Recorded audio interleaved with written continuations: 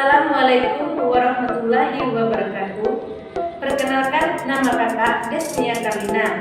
Di sini kakak akan menjelaskan mata pelajaran IPS tentang KD 3.4. Baiklah, di sini saya akan menjelaskan tentang KD 3.4, pelajaran IPS, mengidentifikasi kerajaan Hindu-Buddha dan Islam di lingkungan daerah setempat, serta pengaruhnya pada kehidupan masyarakat masa kini.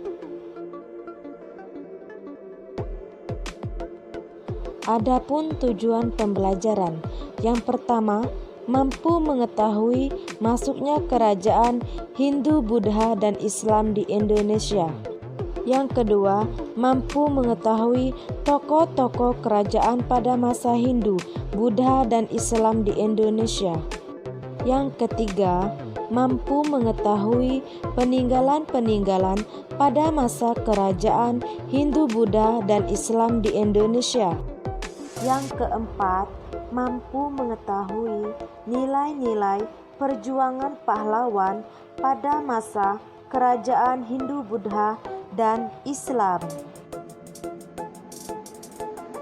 Baiklah adik-adik, mari simak video berikut ini.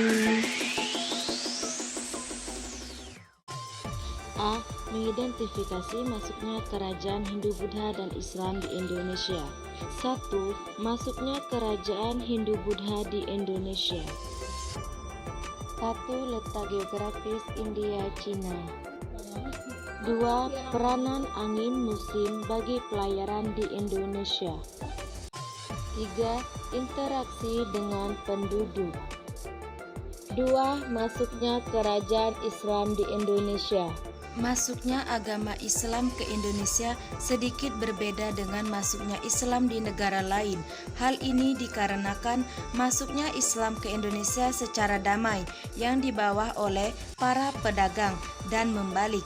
Sedangkan Islam yang masuk ke negara lain pada umumnya melalui penaklukan seperti yang terjadi di negara lain, negara Irak, Iran, Mesir, Afrika Utara, sampai Andalusia.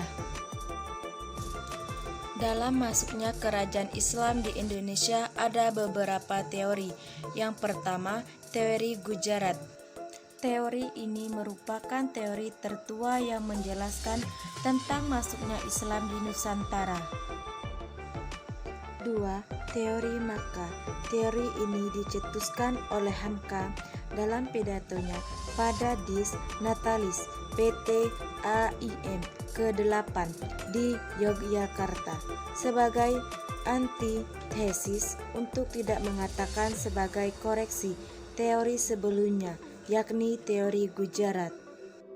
Yang ketiga, teori Persia. Adapun yang menjatuhkan teori ini adalah Husain Dijajadiningrat yang berpendapat bahwa agama Islam masuk ke Nusantara di Persia sehingga di Gujarat pada abad ke-13. Selanjutnya, teori tersebut menitik beratkan tinjauannya terhadap kebudayaan di kalangan masyarakat Islam Indonesia. Yang B, ada beberapa tokoh-tokoh kerajaan pada masa Hindu, Buddha, dan Islam di Indonesia. Yang pertama, tokoh sejarah masa Hindu. Yang pertama, Raja Mulawarman. Yang kedua, Raja Purnawarman. Yang ketiga, Ratu Sima. Yang keempat, Raja Sanjaya. Yang kelima, Raja Jayabaya. Yang keenam, Hayam Wuruk. Yang ketujuh, Gajah Mada. Yang bagian 2 ada tokoh pada sejarah masa Buddha. Yang pertama, Raja Samaratungga. Yang kedua, Raja Balaputra Dewa. Bagian yang ketiga yaitu tokoh pada sejarah masa Islam. Yang pertama, Sultan Iskandar Mudah Mahkota Alam. Yang kedua, Wali Songo. Yang pertama, Sunan Gresik. Yang kedua, Sunan Ampel. Yang ketiga, Sunan Bonang. Yang keempat, Sunan Derajat. Yang kelima, Sunan Giri. Yang keenam, Sunan Muria. Yang ketujuh, Sunan Kudus. Yang kedelapan, Sunan Kalijaga. Dan yang kesembilan, Sunan Gunung Jati. Yang ketiga, Sultan Agung Hanyokusuma. Yang keempat, Sultan Agung Tirtayasa. Yang kelima, Sultan Hasanuddin. Yang ke-C, adapun peninggalan-peninggalan pada masa kerajaan Hindu, Buddha, dan Islam di Indonesia. Yang pertama, peninggalan kerajaan Hindu. Candi Prambanan sebagai peninggalan sejarah terbesar masa Hindu. Kerajaan Majapahit. Yang kedua, peninggalan kerajaan Buddha. Yang pertama yaitu Kerajaan Sriwijaya. Yang kedua, Candi Borobudur. Yang ketiga, peninggalan kerajaan Islam. Yang pertama, masjid. Yang kedua, kaligrafi. D. Adapun nilai-nilai perjuangan pahlawan pada masa kerajaan Hindu, Buddha, dan Islam. 1. Raja Purnawarman. Raja Purnawarman mulai memerintah kerajaan Tarumanegara pada tahun 395 Masehi. Pada masa pemerintahannya, ia selalu berjuang untuk rakyatnya.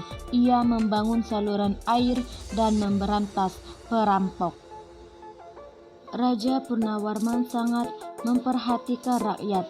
Ia memperbaiki aliran sungai Gangga di daerah Cirebon sehingga air bisa mengalir ke seluruh kerajaan.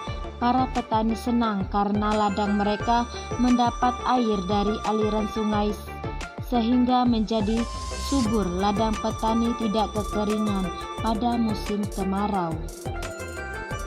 Raja Purnawarman juga berani memimpin angkatan laut kerajaan Tarumanegara untuk memerangi bajak laut yang merajalela di perairan barat dan utara kerajaan. Setelah Raja Purnawarman berhasil membasmi semua perampok, keadaan menjadi aman.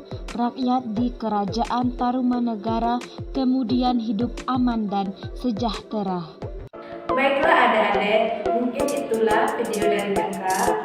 Semoga bermanfaat. Kakak akhiri, wassalamualaikum warahmatullahi wabarakatuh.